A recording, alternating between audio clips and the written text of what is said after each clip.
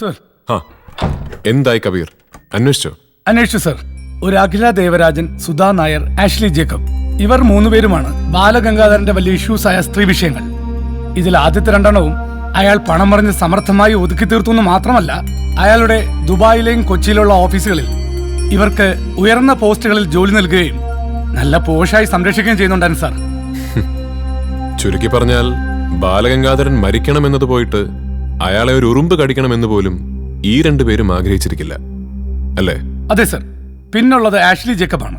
ബാലഗംഗാധരന്റെ അവസാനത്തെ ഇര. ഒരു പാവപ്പെട്ട വീട്ടിലെ കുട്ടിയായിരുന്നു ആഷ്ലി.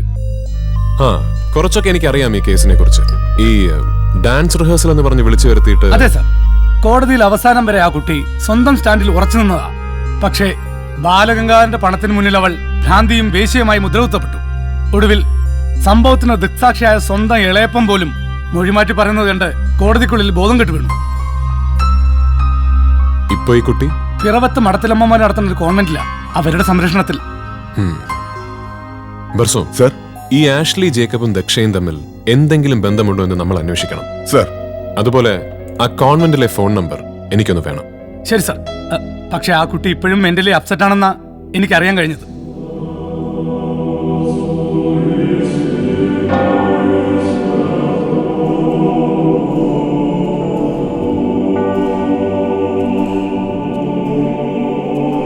ആഷ്ലി,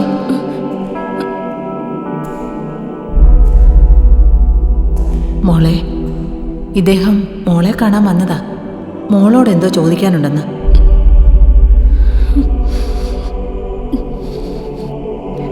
ഞാൻ ശ്രീരാമകൃഷ്ണൻ. എനിക്ക് ആഷ്ലിയുടെ ഒരു ഹെൽപ്പ് വേണമായിരുന്നു. പേടിക്കണ്ട കുട്ടി. ആഷ്ലി അറിയോ ഈ കുട്ടിയെ?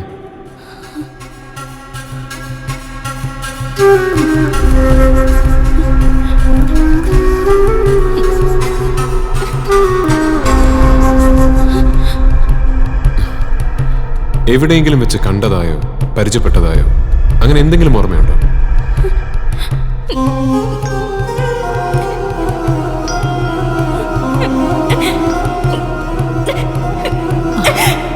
അറിയില്ലെങ്കിൽ അറിയില്ലെന്ന് പറഞ്ഞോളൂ കുട്ടി. കുട്ടി കോൺവെന്റിലേക്ക് പോയിക്കൊള്ളൂ.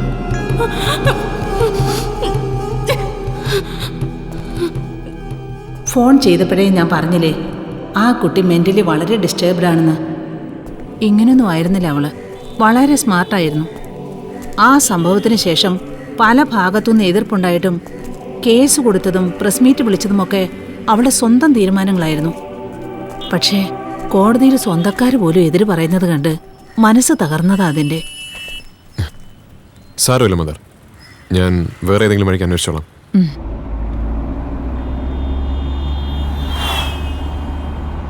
നീ ഇന്ന് കോൺവെന്റിൽ പോയ കാര്യം എന്തായി? ദക്ഷയെ ആ കുട്ടി തിരിച്ചറിഞ്ഞോ? ഇല്ലടാ, വ്യക്തമായ ഒരു മറുപടിയും ആ കുട്ടിയിൽ നിന്ന് എനിക്ക് കിട്ടിയില്ല. എന്താ നിന്റെ അടുത്ത പ്ലാൻ? ഇനി എന്റെ ലിസ്റ്റിൽ എനിക്ക് കാണാനുള്ളത് പ്രധാനമായിട്ടും ഒരാളെ കൂടി മാത്രമാണ്. ദക്ഷയുടെ പ്രഖ്യാപിത ശത്രു, അവളുടെ രണ്ടാനച്ഛൻ ഐസക് പണിക്കർ. അതിനിപ്പോ അയാൾ എവിടെ ഉണ്ട്? അത് ഞാൻ അന്വേഷിച്ചു. ഭാഗം വെച്ച് കിട്ടിയ 5 ഏക്കർ റബ്ബർ തോട്ടം പരിപാലിച്ചുകൊണ്ട് മൂപ്പരിപ്പ കാഞ്ഞിരപ്പള്ളിയിലുണ്ട്. നമുക്കുടനെ അങ്ങോട്ടൊന്ന് പോണം. നമുക്കോ? അതെ, നീയും വരണം. അല്ല, അതിന് ഞാൻ എന്നാത്തിനാ? എടാ, ഒരു അൺഒഫീഷ്യൽ വിസിറ്റ്. വെറുതെ അതുവഴി പോയപ്പോ ഒന്ന് കേറി എന്ന മട്ടിൽ.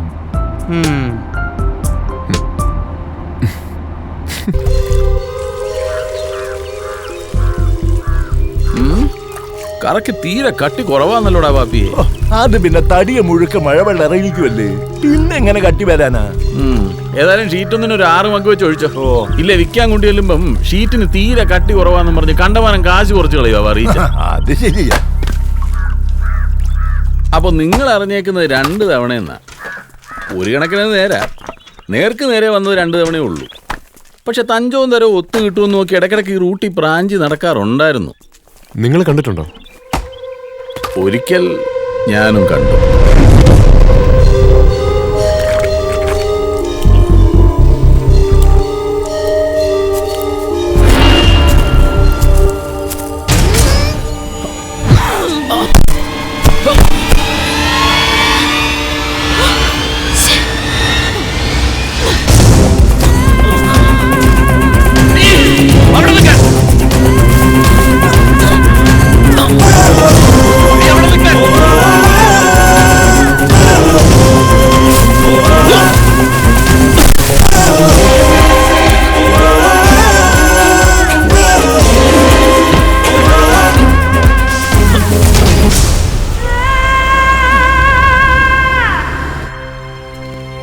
എന്നെ കൊല്ലുക എന്ന് പറയുന്നത് അത്ര നിസ്സാരമല്ലെന്ന് നമുക്ക് മനസ്സിലായിട്ടുണ്ടാവും. അതുകൊണ്ടാണല്ലോ വേറെ ഇരയെ തേടി പിടിച്ചത്. ഓ, ഇതിപ്പോ ചത്താലെന്താ, ആള് പോപ്പുലർ ആയില്ലയോ? എന്നാ പിന്നെ ഞങ്ങൾ ഇറങ്ങട്ടെ. ഇനിയും ഗുരുക്കളുടെ അങ്ങോട്ട് പോകുന്ന വഴിക്ക് കയറാം. പിന്നെ ആ? നടുവേദനയാന്നല്ലേ പറഞ്ഞത്? ആ, അതെ, ബൈക്കിൽ നിന്ന് വീണിട്ട്. വറീത് ഗുരുക്കൾ മിടുക്കനാ. ഗുരുക്കളുടെ കളരിമരുന്ന് കഴിച്ചാൽ മാറാത്ത വേദനയില്ല. അതെ, അതറിയാം. എന്നാ ശരി, സമയം പോലെ ഇറങ്ങണം. തീർച്ചയായിട്ടും.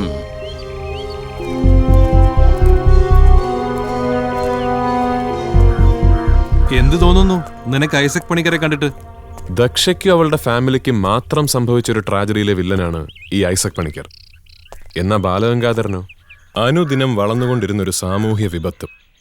ഒരു പേഴ്സണൽ റിവഞ്ചിന്റെ പേരിൽ ഐസക് പണിക്കരെ കൊല്ലുന്നതിനേക്കാൾ നല്ലതാണ് ഇനിയും ജീവിച്ചിരുന്നാൽ പല ജീവിതങ്ങളും തകർത്തേക്കാവുന്ന ബാലഗംഗാധരനെ ഇല്ലാതാക്കുന്നതെന്ന് ദക്ഷ ചിന്തിച്ചിട്ടുണ്ടാവും. അപ്പൊ ഏതാണ്ട് 9 വയസ്സ് മുതൽ മനസ്സിൽ കൊണ്ടു നടന്ന പക ദക്ഷ മറന്നു എന്നാണോ നീ പറയുന്നത്? എടാ, അത് മറന്നില്ലായിരുന്നെങ്കിൽ അവൾ ഐസക്കിനെ അല്ലേ കൊല്ലേണ്ടിയിരുന്നത്?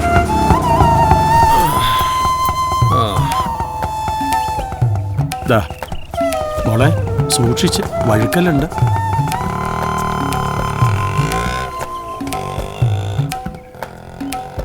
എന്താടാ, നീ ഇവരെ അറിയോ?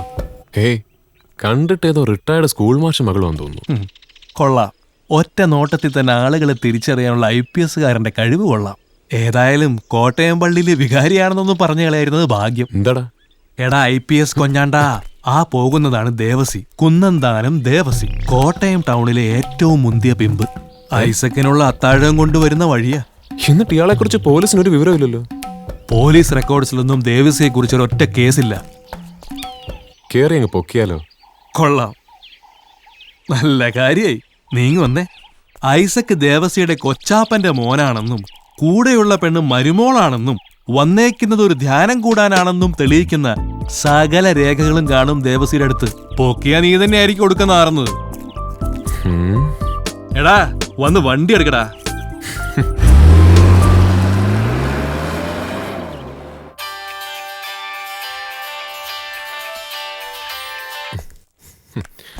ആ, എന്താടാ? ശ്രീ, നീ ഇപ്പൊ തന്നെ KK റോഡിലുള്ള സിൽക്കാസൽ ഹോട്ടലിലോട്ടൊന്ന് വരണം. എന്താടാ കാര്യം? അതൊക്കെ വരുമ്പോ പറയാം. നീ വേഗം വാ.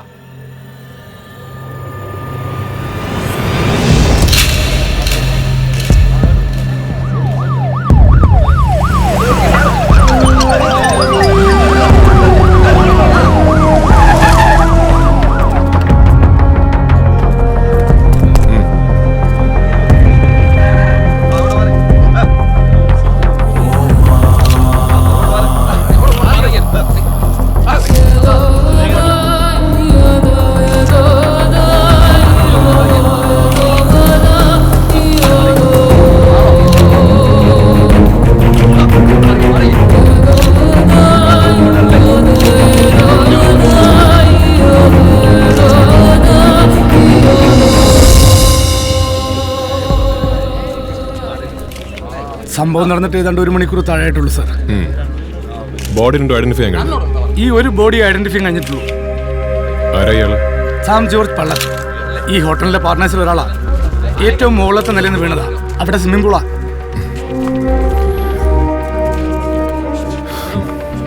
സാർ, സംഭവത്തിനൊരു വിറ്റ്നസ് ഉണ്ട്, ഒരു ഐ വിറ്റ്നസ്. ഈ ഹോട്ടലിൽ തന്നെ ഒരു സ്റ്റാഫ്. ഓഹോ. പക്ഷേ ഇവിടെ ഉള്ള ആർക്കും മറ്റേ ബോഡി ആരതാണെന്ന് തിരിച്ചറിയാൻ കഴിഞ്ഞിട്ടില്ല. ഇങ്ങനെ ഒരാളെ ഇതിനു മുമ്പ് ഇവിടെ ആരും കണ്ടതായി പോലും ഓർക്കുന്നില്ല.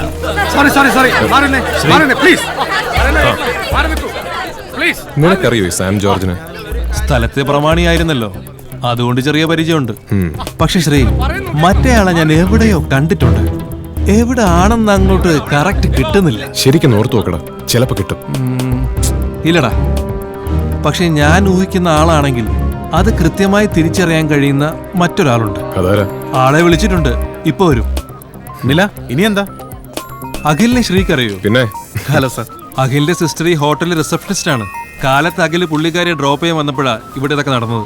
ഓ, അഖില് രാവിലെ ഇവിടെ എത്തിയപ്പോ സംഭവം നടന്നിട്ട് ഉദ്ദേശം എത്ര നേരമായി കാണും? ഏതാണ്ട് ഒരു 10 മിനിറ്റായി കാണും.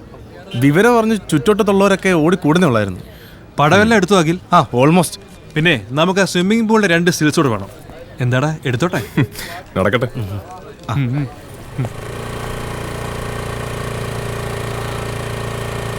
ഇതാ ഞാൻ പറഞ്ഞ ആള്. ഇയാളാ മുഖപടം മാസികയുടെ എഡിറ്റർ അല്ലേ? അതെ, സുധർമ്മൻ. Hello sir. ആ, അവിടെയാണോ ബോഡി കിടക്കുന്നത്? ആ അതെ. ഞാനൊന്ന് നോക്കിയിട്ട് വരാം. Side please. ഇതുപോലത്തെ ബോറന്മാരും നിനക്ക് ഫ്രണ്ട്സ് ആയിട്ടുണ്ടോടാ? ആ, കോളേജിൽ പഠിക്കുമ്പോഴേ കുറച്ച് ബോറന്മാരെ ഞാൻ ഫ്രണ്ട്സ് ആക്കിയിട്ടുണ്ട്.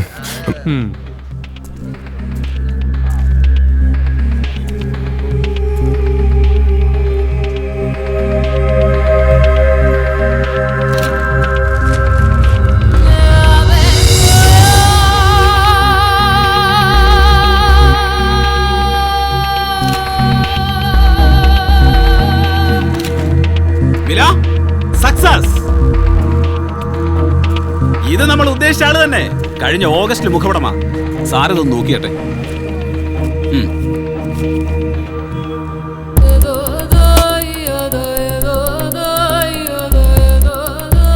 നടി ശീതളന്റെ അച്ഛനാണോ ഈ മോനച്ഛൻ? അതെ സർ, എല്ലാ ഡീറ്റെയിൽസും ഇതിലുണ്ട്.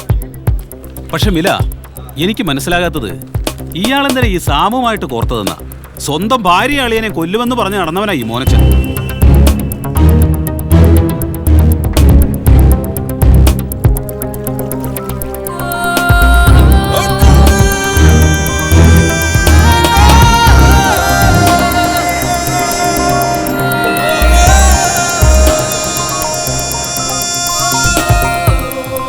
സർ, ഇതാണ് ഞാൻ പറഞ്ഞ ഐ വിറ്റ്നസ്. എന്താ തന്റെ പേര്? ജോമോൻ. താൻ എന്താ കണ്ടത്? റെസ്റ്റോറൻറ്റിൽ രാവിലെ തിരക്കെന്ന് പറഞ്ഞപ്പോൾ ഒരു സിഗരറ്റ് വലിക്കാൻ വേണ്ടി വന്നതാ ഞാനിവിടെ. താൻ ആരാ? തനിക്ക് എന്താ വേണ്ടത്? താൻ ആരാന്ന് തന്നോടോ ചോദിച്ചേ? എന്താ തനിക്ക് വേണ്ടേ? എനിക്ക് വേണ്ടത് നിന്റെ ജീവനാ. അത് ഞാൻ എടുത്തോളാം.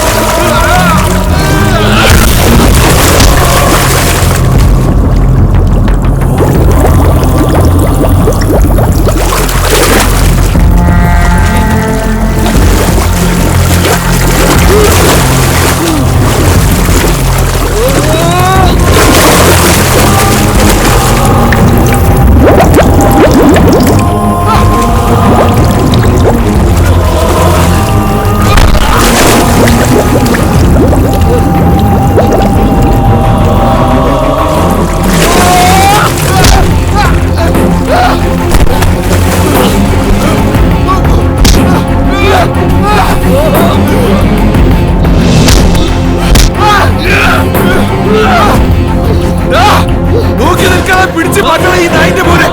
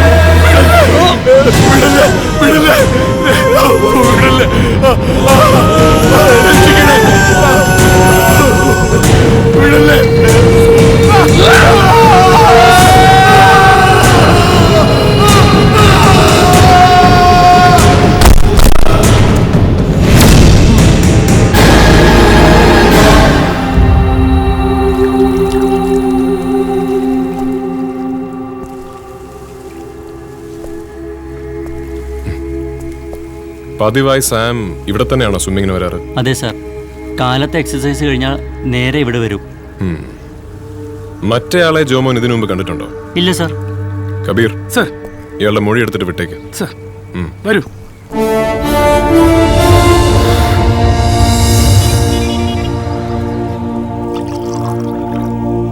Thank you sir.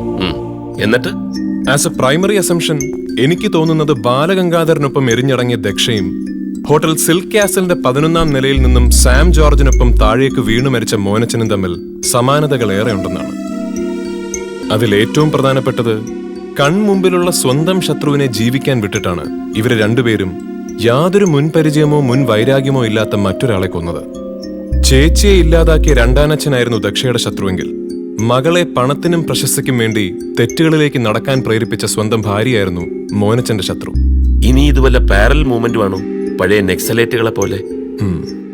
കൊല ചെയ്യപ്പെട്ടവനൊപ്പം ജീവൻ ഒടുക്കുന്ന കൊലയാളിയുടെ ഈ ചാവേർ സ്വഭാവം അത് അത്തരമൊരു സാധ്യതയും തള്ളിക്കളയുന്നില്ല സർ. തലവേദന ആവോടോ? ഈ മോനച്ചനെ കുറിച്ച് കൂടുതൽ എന്തെങ്കിലും ഡീറ്റെയിൽസ് കിട്ടിയോ? ആ ഇക്കിളി മാസയെ വന്ന അല്ലാതെ. കിട്ടി സർ. 2 വർഷം മുമ്പ് വരെ കുറുപ്പന്തറ സ്റ്റാൻഡിലെ ടാക്സി ഡ്രൈവർ ആയിരുന്നു ഈ മോനച്ചൻ. അവിടുന്ന് കളക്ട് ചെയ്ത വിവരങ്ങള് ഇന്നാ രണ്ടാളും പറഞ്ഞു വിട്ട മുഴുവൻ ഐറ്റംസ് ഉണ്ട്. നല്ലൊരു ക്രിസ്മസ് ആയിട്ട് ഇനി ഇതിന്റെ പേരിൽ ഒരു കുറവ് വേണ്ട. ഇതാ ഇത് നിനക്കിരിക്കട്ടെ. കിട്ടുന്ന നക്കപ്പിച്ച മുഴുവൻ പിള്ളേര് പറഞ്ഞു വിടുന്നൊക്കെ വാങ്ങിച്ചു തീർക്ക്.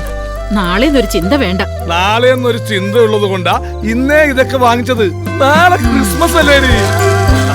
വരുമാനം കമ്മിയായിരുന്നുവെങ്കിലും ഭാര്യ ലിസിയും 2 പെൺമക്കളും അടങ്ങുന്ന കുടുംബത്തെ ഒരല്ലലും അറിയിക്കാതെയായിരുന്നു മോനച്ചൻ പോറ്റിയിരുന്നത്. മോനച്ചനുമായി അത്ര രസത്തിലല്ലായിരുന്ന ലിസിയുടെ ആങ്ങള റോയ് ഒരിക്കൽ പെങ്ങളെ കാണാൻ വീട്ടിൽ വന്നത് ശീതളനെ തന്റെ സുഹൃത്തുക്കൾ ചേർന്ന് നിർമ്മിക്കുന്ന ഒരു ആൽബത്തിലെ നായികയാക്കാമെന്ന് പറഞ്ഞായിരുന്നു. ഞാൻ പറയാനുള്ളത് പറഞ്ഞു. ഇതൊന്നും എല്ലാവർക്കും കിട്ടുന്ന ഭാഗ്യമല്ലെന്ന് ചോദിച്ചു ഓർത്തോണം. എന്റെ റോയി, ഞാൻ പറഞ്ഞില്ലേ ഇവളുടെ ചാച്ച സമ്മതിക്കുവാന്നേ എനിക്ക് 100 വട്ടം സമ്മതമാ. അതൊക്കെ നിങ്ങൾ അമ്മയുടെ മോടെ മിടുക്ക് പോലിരിക്കും. ശ്രദ്ധിക്കപ്പെട്ടാൽ കിട്ടാവുന്ന സൗഭാഗ്യങ്ങളുടെ നീണ്ട നിരയെക്കുറിച്ച് പെങ്ങളെയും മകളെയും പറഞ്ഞു മനസ്സിലാക്കാനും അന്ന് അയാൾ മറന്നിരിക്കില്ല. ചുമ്മാ ഒരു ആൽബത്തിൽ തല കാണിക്കാൻ വേണ്ടി വെറുതെ ഒന്ന് നിന്ന് കൊടുത്തുള്ളൂ. ഇപ്പൊ അവള് ഫുൾ ടൈം അങ്ങ് ഹൈദരാബാദിലാ, തെലുങ്കിലേ.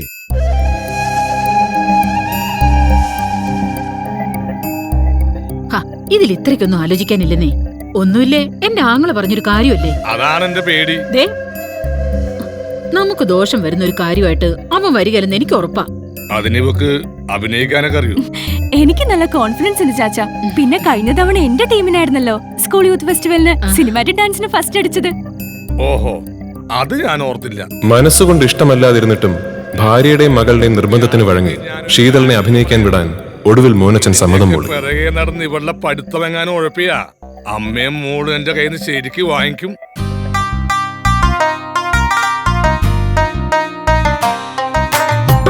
മൊഞ്ചത്തി പെണ്ണല്ലേ, അഴകുള്ള പൂവല്ലേ, നീ എന്നും എന്റേതല്ലേ കൂട്ടുകാരി. പ്രണയം നിന്നോട് പ്രണയം, എനിക്കെന്നെന്നും നിന്നോട്. ആദ്യം 1-2 ആൽബങ്ങളിൽ, പിന്നെ ചില ആഴ്ചപ്പതിപ്പുകളുടെ മുഖചിത്രമായി. അതിൽ കവിഞ്ഞ അവസരങ്ങളൊന്നും കിട്ടാതായപ്പോ അമ്മയുടെയും മകളുടെയും അഭിനയമോഹം അടങ്ങി എന്നാണ് മോനച്ചൻ കരുതിയത്. എന്നാൽ ഷൂട്ടിംഗ് ലൊക്കേഷനുകളിലും ഹോട്ടൽ മുറികളിലും മോനച്ചൻ അറിയാതെ അവസരം തേടി അലയുകയായിരുന്നു ലിസിയും ശീതളും. ഇതിനിടെ 1-2 മലയാള സിനിമകളിൽ ചെറിയ വേഷങ്ങൾ ശീതളിന് ലഭിച്ചു. അവിടെ നിന്ന് അന്യഭാഷകളിലേക്ക്. ഗ്ലാമർ വേഷങ്ങളിൽ അഭിനയിക്കാൻ ഒട്ടും മടി കാണിക്കാത്തതുകൊണ്ടാകണം അവിടെ ധാരാളം അവസരങ്ങൾ ശീതളിനെ തേടിയെത്തി.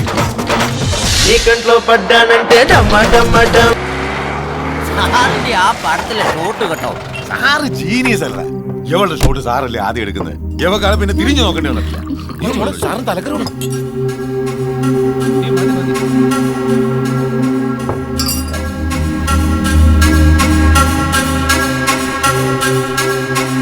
കുറച്ചൊക്കെ പണവും പ്രശസ്തിയുമായതോടെ മോനച്ചനെയും അയാളുടെ വാക്കുകളെയും തീരെ ഗൗനിക്കാതെയായി ലിസിയും ശീതളും.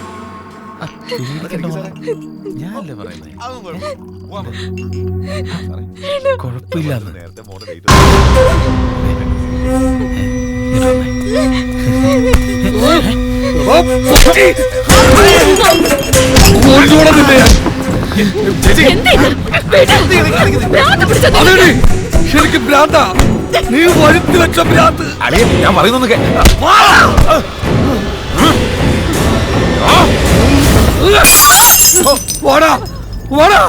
എന്റെ കുടുംബത്തിൽ കയറി തോന്നിയാസം കാണിച്ച നിയന്ത്രണം വിട്ടുപോയ ചില അവസരങ്ങളിൽ ഒരു ഭ്രാന്തനെ പോലെ മോനച്ചൻ പ്രതികരിച്ചതോടെ അയാൾ അവർക്ക് ശത്രുവായി മാറി.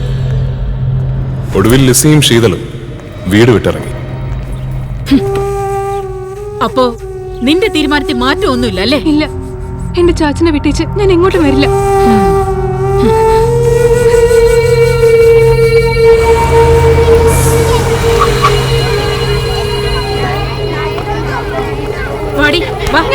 ചാച്ചന്റെ കൂടെ കിടന്ന് അറിയിക്കാൻ ഞാൻ നിന്നെ വിടുകയല്ല. വാടി ഇങ്ങോട്ട്. അന്ന് അവർക്കൊപ്പം വരാൻ കൂട്ടാക്കാത്ത ഇളയ കുട്ടി ശിഖയെ റോയും ലിസിയും ചേർന്ന് പിന്നീടൊരിക്കൽ ബലമായി പിടിച്ചുകൊണ്ടുപോയി. മോനച്ചൻ അക്കാലത്ത് അതിനെതിരെ കടുത്തുരുത്തി സ്റ്റേഷനിൽ ഒരു പരാതിയും കൊടുത്തിരുന്നു. റോയുടെയും കൂട്ടരുടെയും ഭീഷണിപ്പെടുത്തലായിരുന്നു ആ പരാതി കൊണ്ട് മോനച്ചനുണ്ടായ ഏകഫലം. ശരിക്കും ചാച്ച വരുത്തി വെച്ച കടങ്ങളെ വീട്ടാനാ ഞാൻ സിനിമയിൽ വന്നത്. കള്ളു കുടിക്കാതെ ചാച്ചനെ കണ്ട ഓർമ്മ എനിക്കില്ല. കുടിച്ചേച്ചും വന്ന് ചാച്ചനെ എന്നും ഞങ്ങളെ തല്ലുമായിരുന്നു. സ്നേഹത്തോടെ ഒരു വാക്ക് പോലും ചാച്ച ഞങ്ങളോട് മിണ്ടിയിട്ടില്ല. ചാച്ചന്റെ ഈ സ്വഭാവം സഹിക്കാൻ വയ്യാ ഞങ്ങളെ വീട് വിട്ടിറങ്ങിയത്. ഒടുവിൽ അച്ഛനെതിരെ ശീതളും പരസ്യമായി രംഗത്തെത്തിയതോടെ തളർന്നുപോയ മോനച്ചൻ നാടും വീടും വിട്ട് എവിടേക്കോ പോയി. ഈ അവസാന നാളുകളിലൊക്കെ മോനച്ചൻ എവിടെയായിരുന്നു വല്ല സൂചനയും കിട്ടിയും? കുറച്ചുകാലം കോവളത്തൊരു റിസോർട്ടിൽ വെയിറ്ററായി ജോലി ചെയ്തിരുന്നു എന്നാണ് കേട്ടത്. വീടും സ്ഥലവും വിൽക്കാനായി ഇടയ്ക്ക് എപ്പോഴും നാട്ടിലെത്തിയ മോനച്ചൻ ലിസിയെയും റോയെയും കൊല്ലുമെന്ന് പറഞ്ഞതായി അയാളുടെ ചില സുഹൃത്തുക്കൾ മൊഴി തന്നിട്ടുണ്ട് സർ. ഓഹോ, അപ്പൊ താൻ പറഞ്ഞതുപോലെ ബാലഗംഗാധരൻ ദക്ഷാ സംഭവവുമായി മോഡ് ഓഫ് ഓപ്പറേഷനിൽ മാത്രമേ ഈ കേസിന് വ്യത്യാസമുള്ളൂ. അങ്ങനെ തോന്നാൻ മറ്റൊരു കാരണം കൂടിയുണ്ട് സർ. ഏതാണ്ട് ബാലഗംഗാധരന്റെ അതേ പശ്ചാത്തലമായിരുന്നു സാം ജോർജിന്റേതും. ഹോട്ടൽ ബിസിനസ്സിലും ഇവന്റ് മാനേജ്മെന്റ് ഫീൽഡിലും കരിയർ ഗൈഡൻസിലുമൊക്കെ അയാൾക്ക് ധാരാളം ശത്രുക്കളുണ്ടായിരുന്നു. ഒന്നുകിൽ സാറ് പറഞ്ഞ പോലെ ഇതൊരു പാരലൽ മൂവ്മെന്റിന്റെ തുടക്കമാകാം, അല്ലെങ്കിൽ അതിനൊക്കെ അപ്പുറം നമുക്കിനിയും പിടികിട്ടാത്ത മറ്റെന്തോ ഒന്ന്. മോനച്ചനും നിങ്ങളും എത്ര കാലം ഒരുമിച്ച് ജോലി ചെയ്തു? മോനച്ചൻ വന്നിട്ടൊരു 10 മാസമായി കാണും. കൂട്ടുകാരൻ എന്തിനാ ഇതൊക്കെ ചെയ്തത്? നിങ്ങളോട് വല്ലതും പറഞ്ഞിരുന്നോ? ഇല്ല സാർ, 2-3 ആഴ്ചയായിട്ട് അവൻ ലീവിലായിരുന്നു. ചോദിച്ചപ്പോൾ നല്ല ശരീര സുഖമില്ലെന്ന് പറഞ്ഞേ. മോനച്ചനെ കാണാൻ ഇവിടെ ആരെങ്കിലും വരുമായിരുന്നോ? വല്ല ബന്ധുക്കളോ സുഹൃത്തുക്കളോ മറ്റോ? ഇല്ല സാർ, അങ്ങനെ ആരും വന്ന് ഞാൻ കണ്ടിട്ടില്ല. പിന്നെ ഇടയ്ക്കിടയ്ക്ക് അയാളെ കൊച്ചു ഫോണിൽ വിളിക്കുമായിരുന്നു. 1-2 വട്ടം അത് കത്ത് എഴുതിയിട്ടുണ്ട്. ഒരു കത്ത് ഞാനും കണ്ടതാ. എന്തായിരുന്നു അതില്? അമ്മയും അമ്മാച്ചനും കൂടി അവിടെ നിർബന്ധിപ്പിച്ച് സിനിമയിൽ അഭിനയിപ്പിക്കാൻ പോവാന്നും മോനച്ചൻ അതിന് സമ്മതിക്കരുതെന്നൊക്കെയായിരുന്നു ആ കത്തിൽ. കേസ് കൊടുത്തിട്ടായാലും കൊന്നിട്ടാണേലും മോളെയും കൊണ്ട് വരുമെന്നും പറഞ്ഞ അന്ന് മോനച്ചൻ പോയത്. മറ്റുള്ളവർക്ക് തലവേദന ഉണ്ടാക്കലല്ല പോലീസിന്റെ പണി. പിന്നെ ആർക്കൊക്കെ എന്തൊക്കെ ഏനക്കേടുണ്ടായാലും ചോദിക്കേണ്ട കാര്യങ്ങൾ ചോദിക്കുകയും ചെയ്യും, അറിയേണ്ട കാര്യങ്ങൾ അറിയുകയും ചെയ്യും. ഇവിടെ ഇപ്പൊ എന്താ നിങ്ങൾക്ക് അറിയേണ്ടത്? എന്തിന്? മോനച്ചൻ എന്തിനിതൊക്കെ ചെയ്തു? ആ ചോദ്യം എന്നോടാണ് ചോദിക്കേണ്ടത്. 19 വർഷം മോനച്ചന്റെ കൂടെ ജീവിച്ച നിങ്ങളോടല്ലാതെ വേറെ ആരോടാ ഞാനത് ചോദിക്കേണ്ടത്? ഹലോ, വിരളി പിടിച്ച് ഓരോരുത്തന്മാർ കാണിച്ചു കൂട്ടുന്ന ഭ്രാന്തനൊക്കെ സമാനം പറയേണ്ടത് എന്റെ പെങ്ങളല്ല. അതൊക്കെ അന്വേഷിച്ച് കണ്ടുപിടിക്കാനാ സർക്കാർ യൂണിഫോം കൊടുത്ത് ഇതുപോലുള്ള കൊറോണത്തെ തീറ്റി പോറ്റുന്നത്. ഹേമാമാര് നടക്കുന്നു.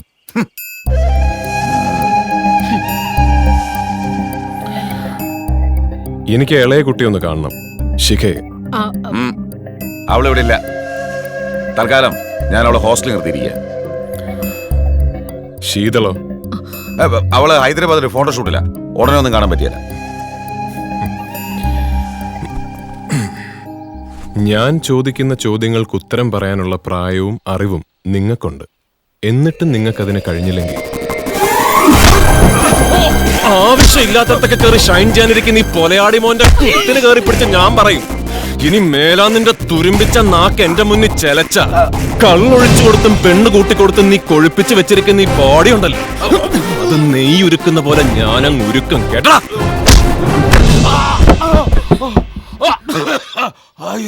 നമ്മുടെ ഈ കൂടിക്കാഴ്ച ഞാൻ തൽക്കാലം ഇവിടം കൊണ്ട് അവസാനിപ്പിക്കുക.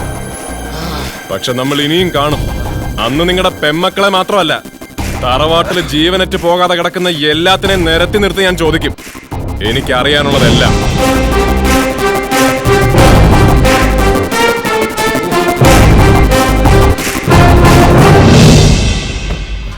വീടായിപ്പോയി അല്ലേ അവനെ.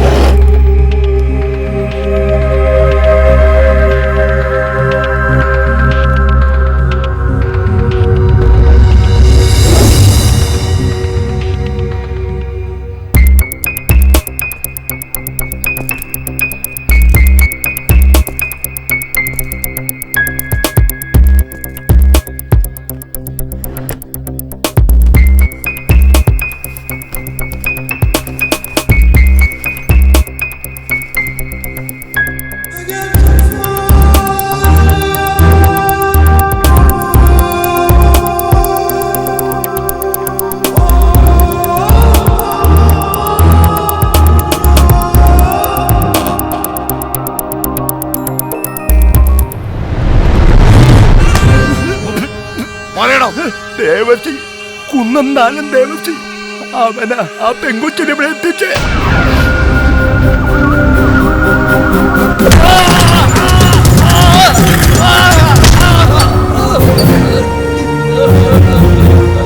കാലങ്ങളായി താൻ നടത്തിക്കൊണ്ടുവരുന്ന വ്യവസായ ശൃംഖലയുടെ ആഴവും പരപ്പൊന്നുമല്ല എനിക്കിപ്പോ അറിയേണ്ടത്. കാഞ്ഞിരപ്പള്ളിയിലെ ഐസക് പണിക്കറുടെ വീട്ടിൽ പിറവത്തുകാരി ആഷ്ലി ജേക്കബ് എങ്ങനെ എത്തി? ഇനി എന്നെ ഉപദ്രവിക്കരുത്, എല്ലാം ഞാൻ പറയാം. പീഡനത്തിലും പെൺവാണിഭത്തിലും ഒക്കെ പെട്ടുപോയ പെങ്കൊച്ചുങ്ങളെ എന്നെ പോലുള്ളവർ പ്രത്യേകം നോട്ടമിടാറുണ്ട്. കസ്റ്റമേഴ്സിനിടയിൽ അവർക്ക് നല്ല ഡിമാൻഡാ. അതുകൊണ്ടാ കേസും പൊക്കാറും ഒക്കെ ഒതുങ്ങിയപ്പോൾ ആ പെങ്കൊച്ചിനെ കാണാൻ ഞാനവിടെ വീട്ടിൽ പോയത്. പക്ഷേ അന്ന് അവൾ എന്നെ ആട്ടിയിറക്കി. എന്നാൽ ഞാൻ പോലും പ്രതീക്ഷിക്കാതെ ഒരു ദിവസം അവൾ എന്നെ ഫോണിൽ വിളിച്ചു, കാണണമെന്ന് പറഞ്ഞു. നിങ്ങളൊന്നും പറഞ്ഞതാ ശരി. ആകെ മുങ്ങിയ പിന്നെന്ത് കുളിര്. അത് ഞാൻ ഈ ലോകം ഇത് എത്ര കണ്ടതാ. അന്ന് എന്നെ ആട്ടിയിറക്കി വിട്ടെങ്കിലും എറയത്ത് തൂക്കിയിട്ടിരുന്ന കലണ്ടറിൽ എന്റെ മൊബൈൽ നമ്പർ എഴുതിയിട്ടിരുന്നത് ഇപ്പൊ കൊച്ചിന് ഉപകാരമായില്ലയോ? അതാണ് ദേവസി. ദേ ഇനിയെല്ലാം കൊച്ചിന്റെ ഇഷ്ടത്തിനങ്ങ് വിട്ടേക്കുക. കച്ചവടക്കാർ വേണേ കച്ചവടക്കാര്, രാഷ്ട്രീയക്കാർ വേണേ രാഷ്ട്രീയക്കാർ, ഇനി അതല്ല വലിയ വലിയ ഉദ്യോഗസ്ഥന്മാർ വേണേ അവര്. കൊച്ചു ചോദിക്കുന്ന കാശ് ഞാൻ മേടിച്ചു തരും.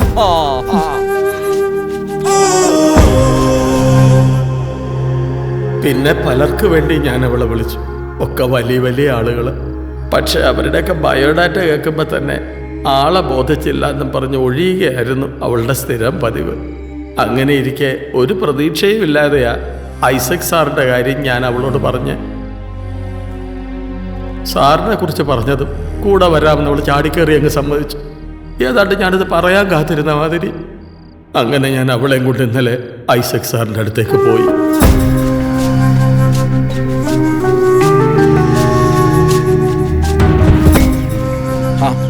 താൻ പോയില്ലേ? അയ്യോ ഇല്ല. എങ്ങനെയുണ്ട് സ്റ്റഫ്? ഒരു നോക്ക് കണ്ടല്ലേ ഉള്ളൂ. താൻ നാളെ വരുമ്പോ പറയാം. എന്റെ അറിവിൽ മനസ്സോടെ കൊച്ചത് നല്ലപ്പോഴാ. ലോകത്തെ ഏറ്റവും മാന്യമായ ഏർപ്പാടാണ് ഈ പണിയെന്ന് സാറൊന്ന് പറഞ്ഞ് മനസ്സിലാക്കിയേക്കണേ. എന്നാ ഞാൻ പോയിട്ട് നാളെ വെളുപ്പിനൊന്നും വരണ്ട. ഒരു 11-11:30 പതിയെ വന്നാ മതി. അപ്പൊ ആളെ ശരിക്കങ്ങ് ബോധിച്ചു എന്നർത്ഥം. ഒന്ന് പോട.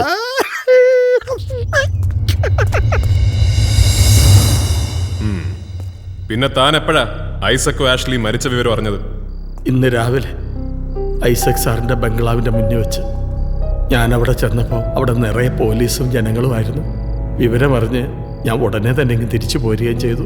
ഈ പറഞ്ഞതിൽ എന്തെങ്കിലും നേരല്ല എന്ന് തെളിഞ്ഞ തന്റെ അന്ത്യകൂദാശ ഞാൻ ഇവിടെ നടത്തും. മനസ്സിലായടോ? കബീർ സർ, ഈ പുണ്യാത്മാവിന്റെ തിരുവസ്ത്രം ഉരിഞ്ഞു വാങ്ങിച്ച് എടുത്ത് ലോക്കപ്പിലോട്ടിട്ടോ. നാളെ കോടതിയിൽ ഹാജരാക്കാനുള്ളതാ. സർ.